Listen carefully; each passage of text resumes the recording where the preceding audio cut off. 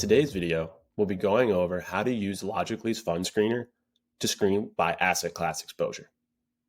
As mentioned in previous videos, Logically's fund screener presets you to ETFs with the display currency in the US, all of which you have the ability to customize and filter out.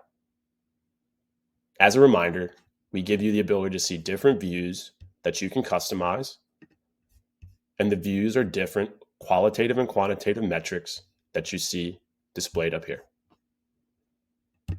Regarding filters and being able to filter down by asset class exposure, you want to come right on over to General, where you have the ability to see asset class, where you can only select one. So if you wanted equities, fixed income, a mixed, or currency, you can only select one at a time.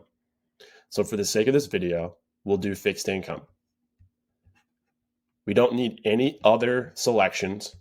We still have security category and the trading country. We can leave that alone. If we want to get more specific, we can do that.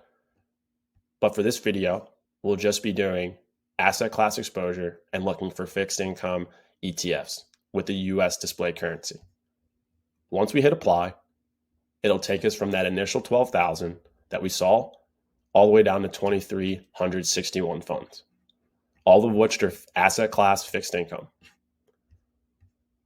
You have the ability to then customize your views to be able to see exactly which metrics you would like to see very easily and very quickly.